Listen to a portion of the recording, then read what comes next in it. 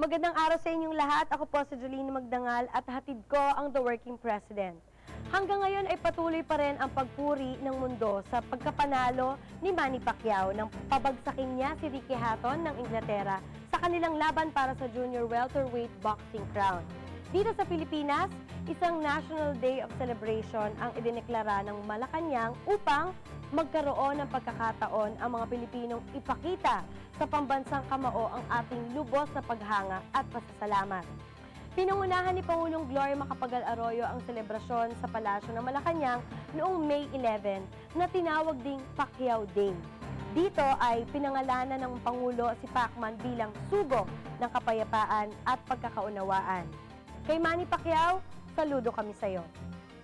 Samantala, pinapurihan ng mga kasaping bansa ng ASEAN at malalaking bansa ng China, Japan at South Korea ang agarang pagkilos ng Pilipinas laban sa maaaring pagpasok ng H1N1 flu virus sa bansa. Ayon kay Health Secretary Francisco Duque, isang summit tungkol sa H1N1 virus ang ginanap sa Bangkok kamakailan lang, kung saan ay kinomenda ng mga ibang ministro ang Pilipinas. Tayo ang unang nakabuo ng mga hakbang upang mapanatili ang kalusugan at seguridad ng mga mamamayan laban sa virus na ito. Ang DOH kasama ang Bureau of Quarantine at ang National Disaster Coordinating Council ay nagsagawa ng mga preparedness plan na siya ring mahusay na naimplementa. Hanggang sa ngayon ay patuloy ang thermal screening sa mga airport at seaport para sa lahat ng pumapasok at lumalabas ng bansa. At sa kasalukuyan, wala pa ring nakukumpirmang positibo sa trangkasong dulot ng H1N1 flu virus.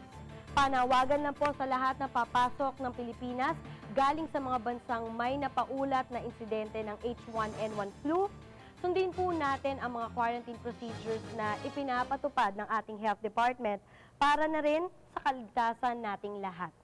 Babalik ako dala ang iba pang magandang balita dito sa The Working President.